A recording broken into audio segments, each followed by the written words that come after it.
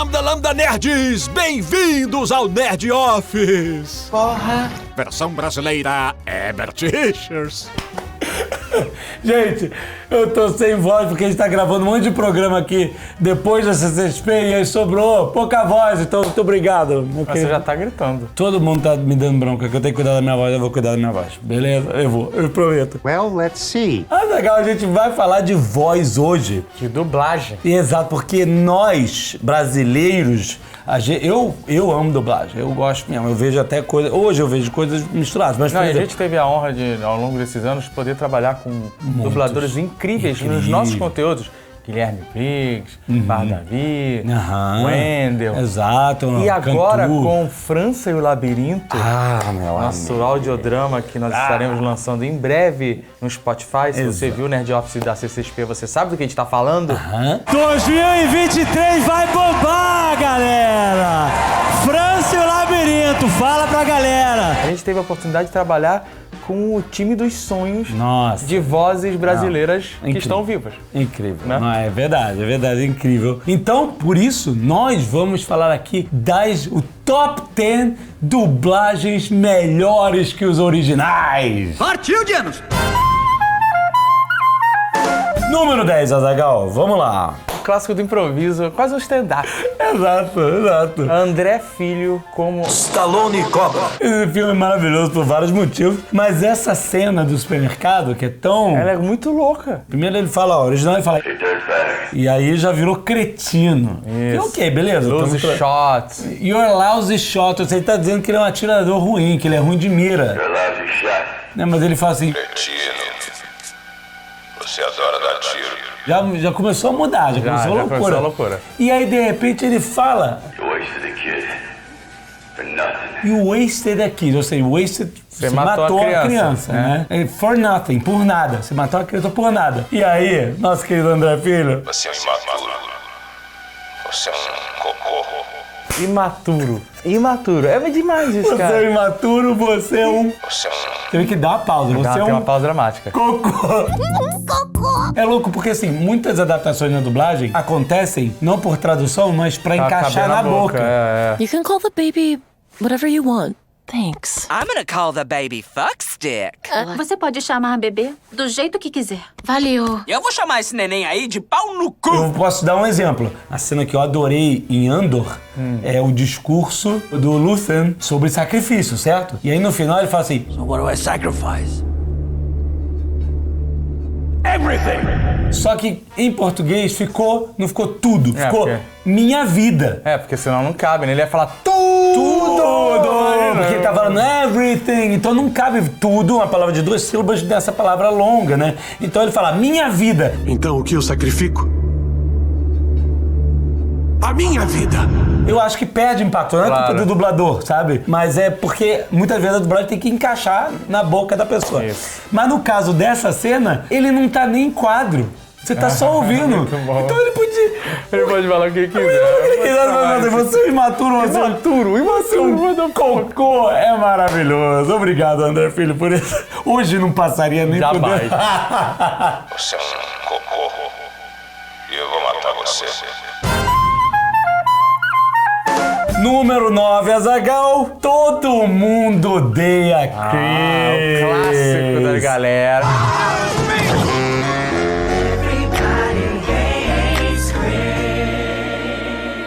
Cara, eu acho que o brasileiro nem toma conhecimento que existe uma versão em inglês dessa série. Anytime I did anything involving a girl, Greg thought I was in there. Chris, can I borrow a pencil?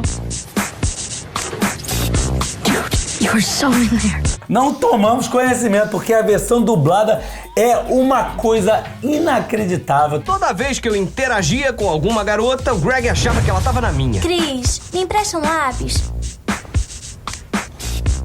Cara, ela tá tão na sua. Tá nos nossos corações, todo mundo manda muito bem, mas a gente tem que bater palmas aqui pra Guilene Costa, que faz a Rochelle. Eu não me gabo! Dane-se o trabalho, meu marido tem 2 empregos. Não preciso ficar aqui. Não preciso aguentar, meu marido tem 2 empregos. A Rochelle é atitude pura, né? É muito bom. Ela é o avatar da atitude. E ela, cara, ela manda tão bem que ela tem aquela retórica que ela sempre fala que ela...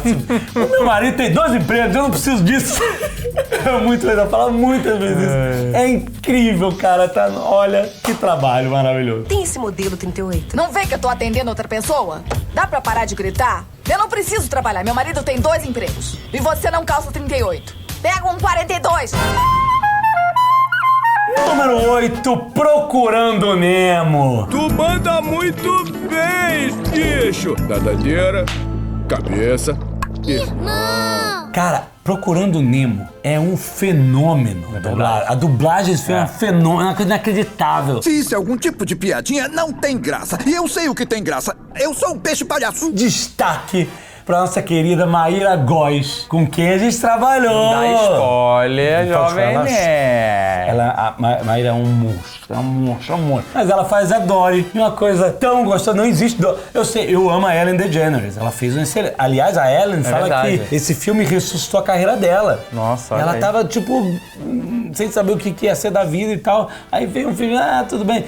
E foi tudo pra ela. E ela manda muito bem, eu amo a Ellen. Mas a Maíra, ela trouxe uma personalidade única pra Dory, né? Entregou demais. Né? Tipo, quem não canta continue a nadar, continue a nadar, Continue a nadar, continue a nadar. E, cara, é incrível, né? Falando baliês, procurando. Eu não posso falar que a gente trabalhou com a Maíra, eu ficava só...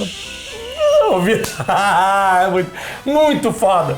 Procurando Nemo. Dory. Onde é que negócio é esse? O que tá fazendo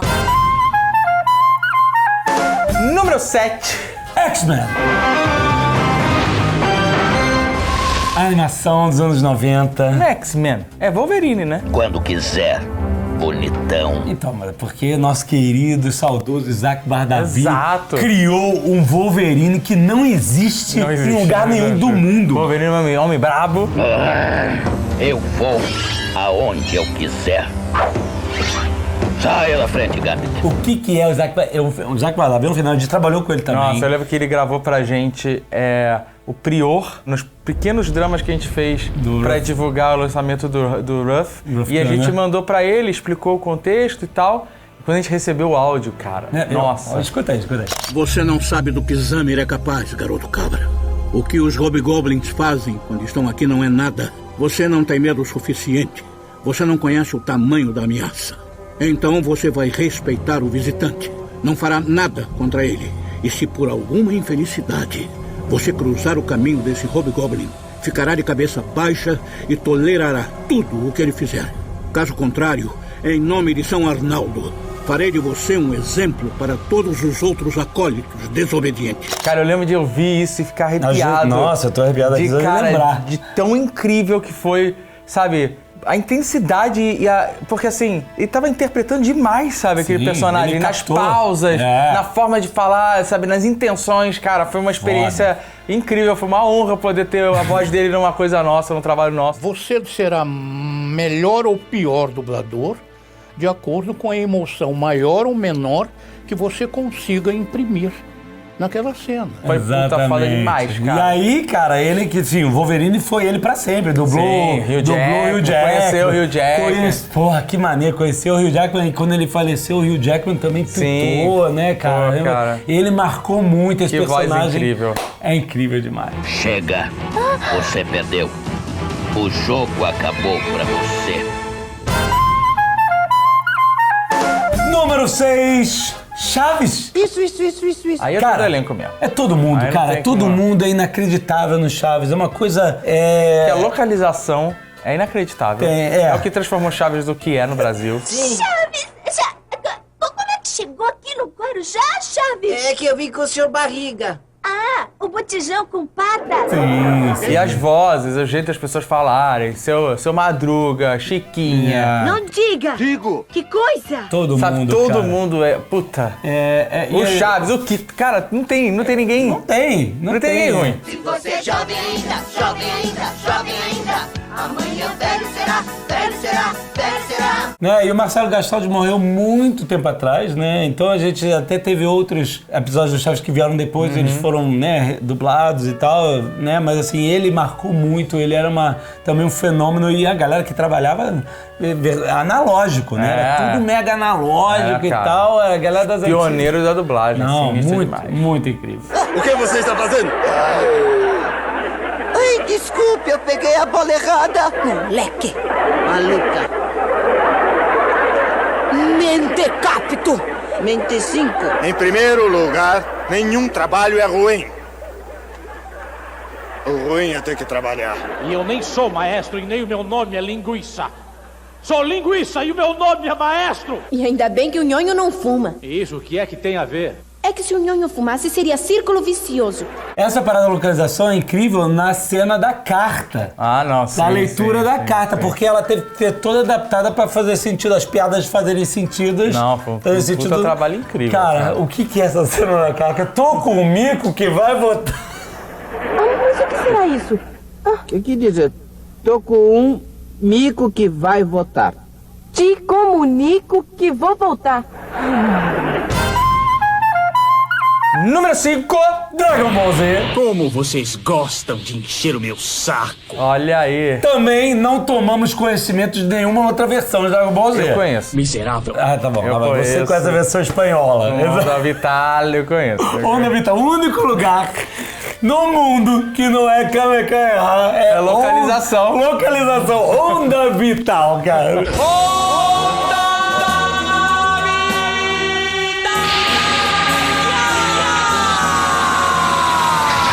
Mas nosso querido Wendel Bezerra, ele é único.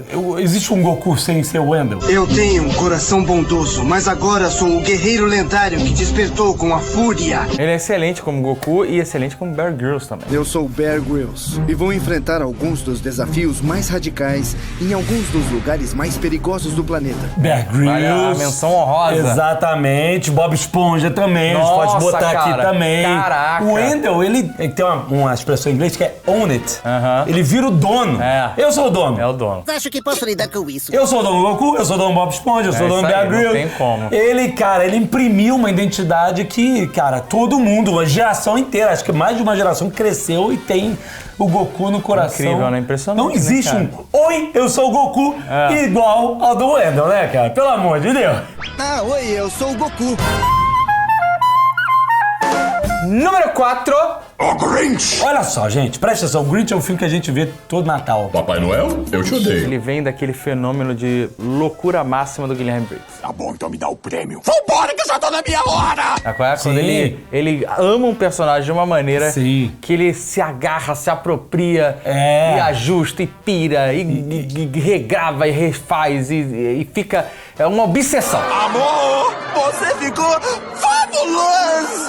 É a obsessão totalmente do Briggs pelos personagens que ele ama. E a gente conhece o Briggs, a gente é brother dele, né? E ele já contou publicamente essa história que ele ficou doente no meio do processo de dublar o Grinch. E ele ia pro estúdio com febre. Não, vamos continuar, que eu quero acertar isso e tal. E tipo assim, o Grinch, a interpretação física do Jim Carrey é incrível. Aquele sorrisinho que ele faz, aquele sorriso não é...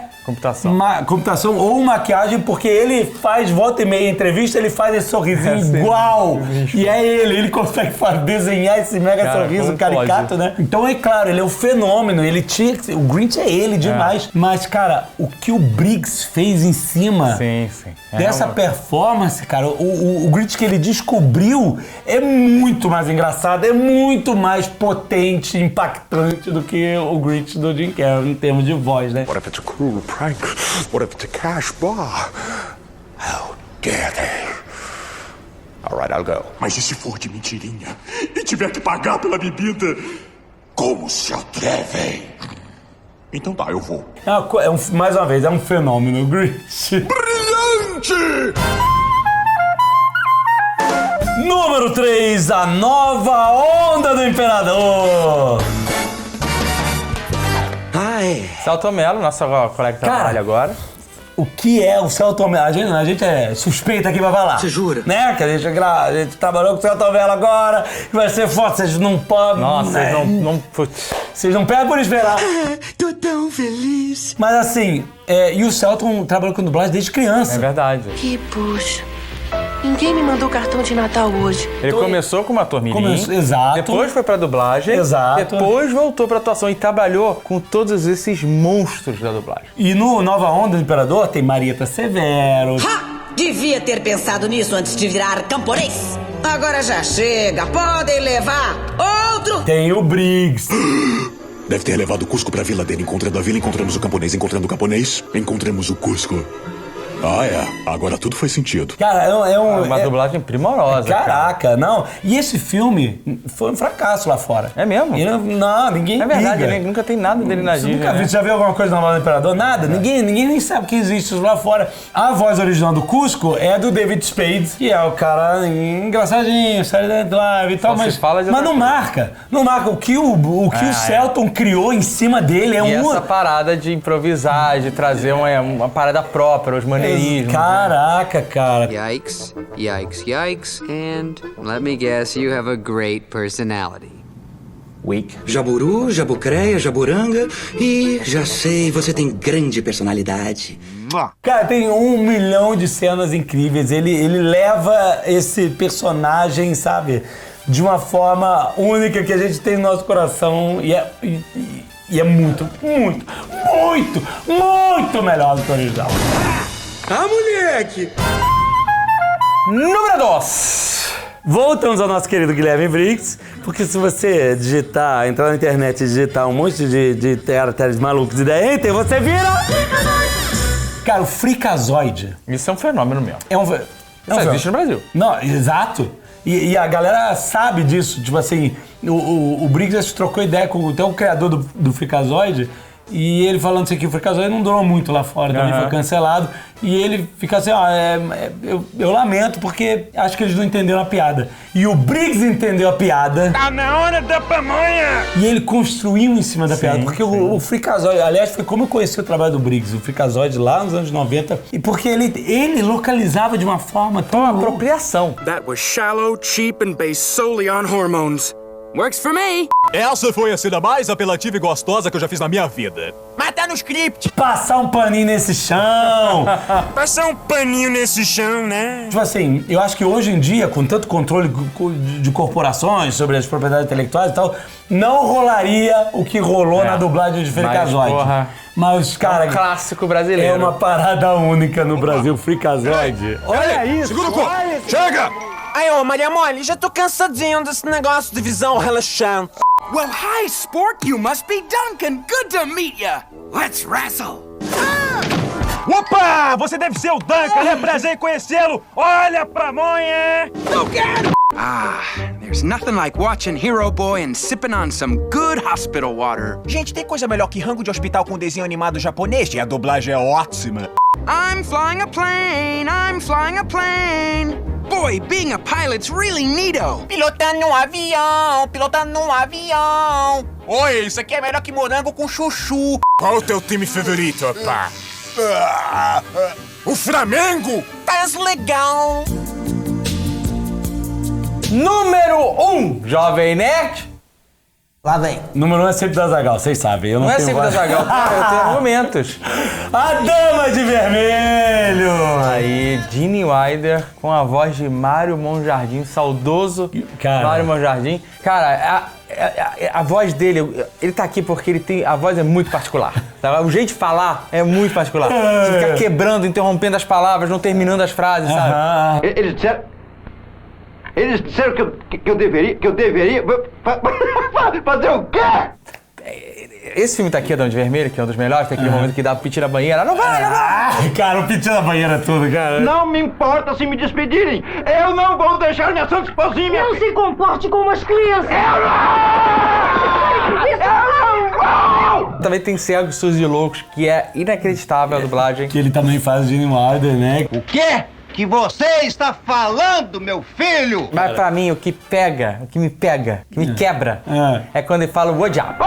É maravilhoso, o cara mete um odiabo na boca do Gene Wilder, cara, é muito bom isso, cara. E o Monja foi um dos primeiros caras que realmente pegou... Eu vou pegar isso que é original e vou transformar. Porque isso lá atrás, os primórdios da dublagem, cara. E aí o Gene Wilder dele... Ele contribuía com o Gene Wilder. O Gene Wilder era um gênio da comédia, uma parada inacreditável. E é bem o que o Briggs fez com o Grinch, né? Ele não só traduzia a performance, ele adicionava cara. Um tempero único brasileiro. Puta, é incrível que ele demais. imprimiu em tantos papéis, mas fique aí com o Monja, incrível mestre da dublagem nacional. Entra, querido.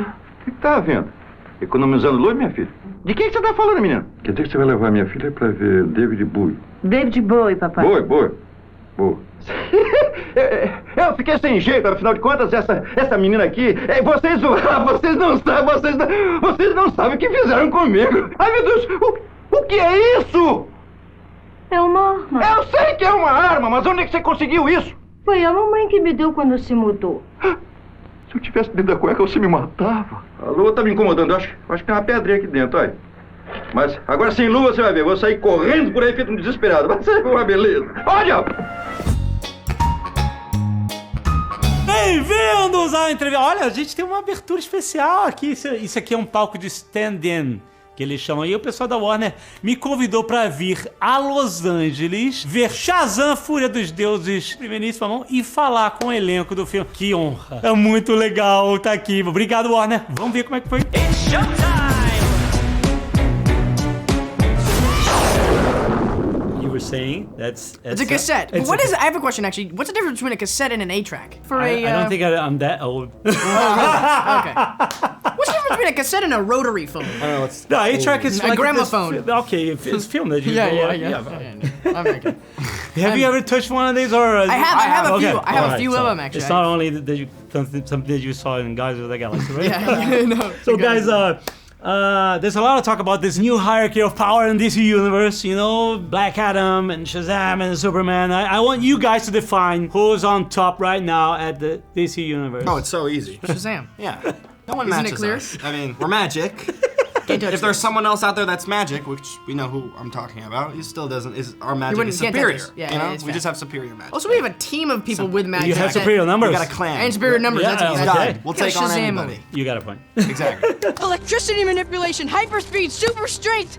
Dude, you're stacked! So, Zach, there's a lot of talk about, you know, the new hierarchy of power in the DC Universe. A lot of guys, you know, statements, and, you know, let's settle this. What's the biggest power source in the DC universe right now? Well, the biggest power in the DC universe is, I guess, David Zaslav, and right under him would be Peter Safran and James Gunn. That's true. And I'm really grateful for that, because I think they're good dudes, and I think they genuinely care about trying to build the DCU into something really formidable and strong. And then within the characters of the DCU, I mean, listen, man, Superman, Supes is always top-notch, always has been, always will be. Superman, he is the iconic character within DC. I will say that within the comics and cartoons and various things, Shazam and Superman are very evenly matched. Right. Very evenly matched.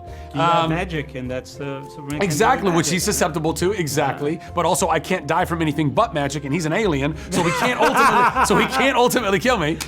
Black Adam is basically, Shazam's evil doppelganger, right? So he's also a very formidable power. So I don't know. I think that's why so many people were hoping for that animation that came out. I can't remember, somewhere in the 2000s, where Black Adam and Superman and Shazam, Captain Marvel, all having that. Superman and Shazam are tag team fighting on Black Adam, and it's awesome. It's so fun. None of us win in that. It's like it's an arms race to the bottom. It's a stalemate, right? Yeah, exactly.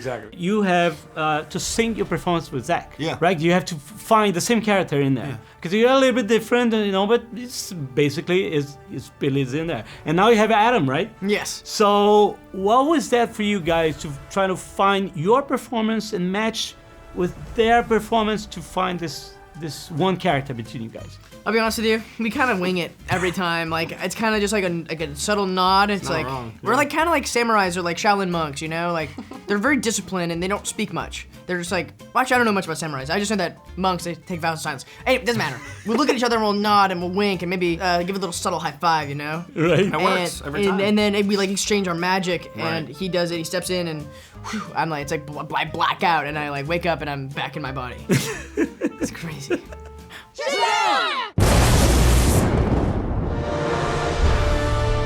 I should be wearing that t-shirt. Can I ask the kids if they know what this is? They don't know. Oh, they don't stop. They did. No. You know, kids. No, I'm totally starstruck right now because, Rachel, coming straight from the Mount Olympus of Hollywood, working with Steven Spielberg. Yes. Congrats. Thank you. That was awesome. Thank you. Lucy, I'm such a fan since Ally McBeal. I wouldn't miss one episode. Oh, I'm Ally McBeal generation. Yay. Come on. And Helen, what can I say? One of my favorite movies growing up was Excalibur. Great, thank you. So, yes, right? before digital effects. Yes, absolutely. Or be in the presence of Hesper and Morgana. Would you know who would win in a fight between Hesper and Morgana? That's a great question. I think Morgana would win. Yeah. Wow. Because Morgana has no morality whatsoever. Wow, Hesper has profound morality. She is. Good heart. She just, she believes in doing the right thing. Whereas Morgana would break every rule in the book. She would cheat and she would lie. That's an awesome question. Yes, it's an awesome question. I'd like to see that. Yeah. She knows the charm of making, right? And she knows the charm of making. Right. Yes. Call the dragon. Mend the sword. Speak the charm of making. Yeah, that's very powerful. Anra. Anal-Natrak. Oh my gosh. Yes. That's his favorite It's movie. been a while. Sim, faz de conta. Lucy, what I find so interesting on like modern day villains is that they're not just one-dimensional. I mean, they all have their perspectives on things. What is your point of view of the perspective of the sisters? I think the sisters have a mission and they want to save their world. And they come for the reason of that. That's what's the journey, and that's the intention. And I think her intention continues throughout until the end. And she sacrifices her sisters and her relationship with them for that. And I think it goes beyond avenging her father. And I don't know that it's about power.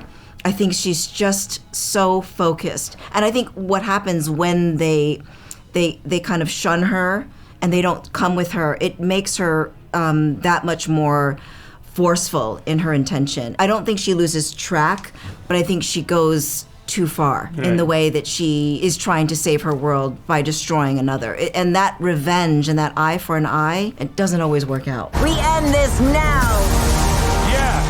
We do. So, David, I love that this is a movie about families, the Shazamily and the Daughters of Atlas, and you had to land this Fast and Furious joke right there. Because we do even more with family than they do. Right? I've seen all of the Fast and the Furious movies, lady.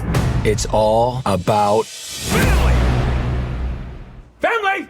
Guys, that was a signal! On your perspective as a director, do you have to run these jokes by like the legal department and you have to ask permission, pay for it, royalties of Vin Diesel? How does it work? Luckily, Vin Diesel doesn't get a cent from us. No, I mean, you can make fun of stuff like that without, I mean, sure legal looks through everything, but you don't have to ask. Right. Speaking of reference jokes, and you did something that you referenced yourself on the last movie, and I don't want to spoil it because it has to do with the post-credit scenes of the first movie where you get to see Superman without seeing Superman. You have an interesting story about this first scene, which is the seed of everything that you're doing, as this joke on this movie. Why didn't we see Superman's face in that movie? Well, we were going to eventually, and we even shot like the scene. Yeah, we couldn't make it happen, but I think it still turned out pretty funny the way it did, when we just cut to black there at the end. It was disappointing at the time when we couldn't shoot it, even if it worked out nicely in the movie. But in this movie, we get to make up for it a little. Oh, you worked it so well, man. It was awesome. He's such a gooch slicker. You start off like aligned, we have this, we wanted this is right. What we need to do. And then you see throughout the movie that they have different perspectives on right. On I think all three of us really have different perspectives that we learned throughout the film. And I kind of feel like Hesper and Anthea kind of have an aside at one point where we were watching Calypso and being like, what are you doing? This is not what we were talking about in the beginning. And also she's got a soft spot for Freddie. And so I think Anthea also is kind of driven by that soft spot to kind of side with the Shazamily more so than her sisters, and she just kind of realizes that she doesn't have to necessarily do what her older sisters tell her to do. And as a younger sister myself, that's how it goes sometimes. Would you describe this soft spot as like empathy of, because we can have a perspective on things, and if we lose empathy, we can lose track of, the damage that we're doing. Exactly. Right? I think it's empathy, and I also think, It's a human thing, isn't it? It's humanity, but she's not supposed to be human. No, she's not so supposed it becomes to be. a betrayal. She's the bridge between these gods and the human beings, and in between those two worlds, and that whole concept of as flies to boys are we to the gods, and the sense of the goddesses, which Calypso has to the nth degree, and Hesper to a certain extent, of being absolutely above it all. No, we flick that one, we pick that one up and throw him over there. And she enters into the human world. So I think it's actually very nicely balanced. Yeah, there's one point where we're connected and she agrees with me about planting the seed, right? And then she goes over to the other side. So, I mean, she's very clear about what's right. That's very interesting, because even in families, that does shift. And I think that's wonderful that it's not just, it hasn't been like the two of you side against her. And that shows, it keeps the movie moving and changing, right? What do you think, like a real life situation that you guys could like Shazam your way out of it? Most responsibilities. Like many. Especially being teenagers. Like all of the responsibilities. Be able to have superpowers, we can do whatever we want. If we want to leave right now, we can leave. We just bust through the ceiling. It's that easy. There's a storm a brewing. I should say that every time before I say it one more time. There's a storm a brewing.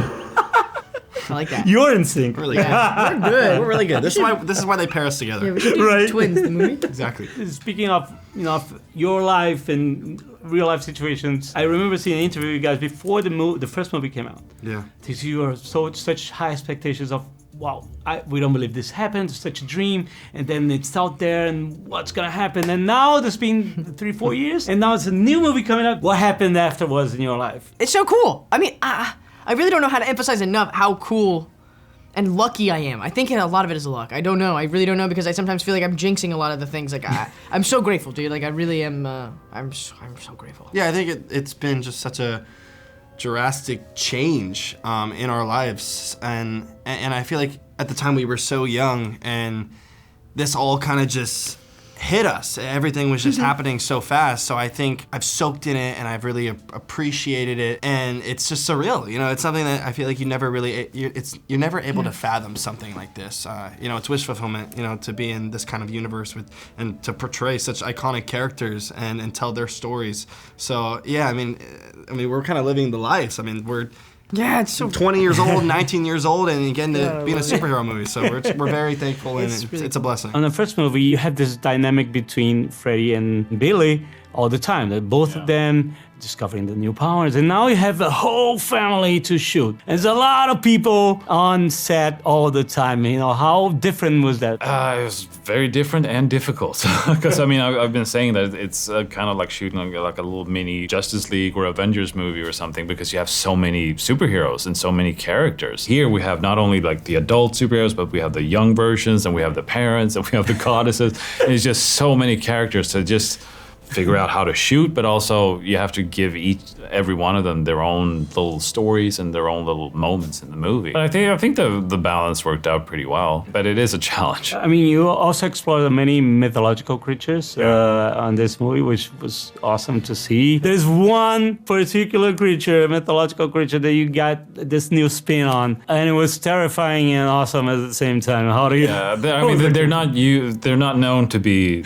terrifying. They're known to be more sort of elegant and nice, and it was really fun to do like the opposite of that because I haven't really seen that in a movie before. Right. Yeah. And tell me about the fact that the Daughters of Atlas, they are not exactly coming from this comic book source material. You can bring a lot of different aspects that is not based on comic books. So bringing out these new villains out of from mythology instead of comic books, how was that decision made? It was pretty early on when we were talking about like, well, that his powers come from gods and mythological beings. So it's like, well, what if the powers were stolen and they want them back? And to me, it's like, I think that's great because it gives the villains motivation that you can understand. Like, yeah, it's not Shazam didn't steal himself, but you can understand why they want him back. Of course, they don't go about it in a very violent and bad way, but I really like that, and it makes sense as well because it's like, yeah, the old mythology and the old gods were sort of the original superheroes, so to bring them all together in modern day felt very natural. I love that you've been so outspoken on mental health with your book and everything else. And I love that Shazam starts out on a therapy session. Yeah. And when you guys talking about imposter syndrome, I was like, that's me. That's me every day. Yeah. So I think it's cool that so many people could be an open window for people. I never thought of myself into that situation, and maybe that's a way to reaching out to people. What do you think about that? Oh, I love it. I mean, I it was all very coincidental that they had written that scene. You know, had nothing to do with me or being like, maybe I've gone through a lot of therapy. Maybe we should. But yeah, no, I love that, and I do think it's imposter syndrome is applies to everyone. I mean, every one of us, at least at some point in our lives, and maybe still even now, can struggle through that, and that's part of being a human. I think it's really cool and very. Appropriate that we get to start the movie like that and Billy trying to figure things out in his own life. And if that helps anyone, even though I went to a pediatrician as opposed to an actual therapist, but you get the point. The audience gets the point. And if that promotes anyone going and wanting to talk to a professional and dig deeper into who they are and how they're feeling, oh my gosh, what a blessing that would be. And Ellen mentioned recently that you have brought so much to this character that, I mean, she said, I didn't even contribute so much to my character than Zach contributed to Shazam. I mean, this is his vision, this is his personality. How do you think bringing yourself into, because we can see you talk in your other shows, and that's you. I guess I wish I was a better actor because I keep just playing versions of myself.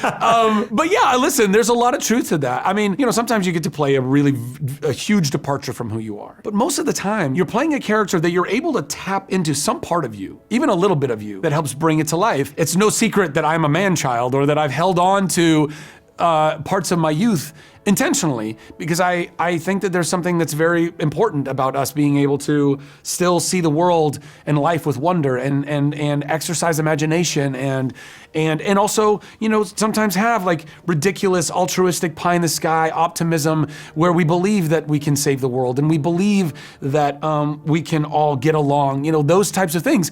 That the older you get, the more jaded you become, the more you let go of. And I've always really fought to hold on to those, which has in turn, arrested my development a little bit and kept me a little bit like a kid inside, which then I can tap into and bring to this role. So there's a lot of me in there. And then there's the stuff that's not me that I just try to be as honest as I can in bringing to life in the movie. But it's so much fun to do. So I like losing myself in that character. That was awesome, man. Thank you so much. Yeah, absolutely. You're great. So nice to meet you, Dad. Cool, guys. Thank you so much. Yeah, thank you. I appreciate you. Thank you so much. It was delightful 5 minutes. That was nice to meet you. Thank you.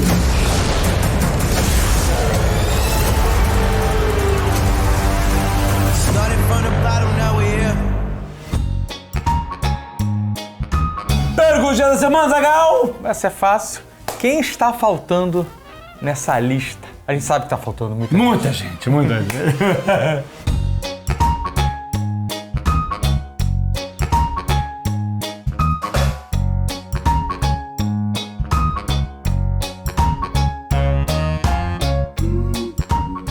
Beleza. Gostou? Hey Julia. Rei Julian, caralho. Eu me remexo muito, mexendo!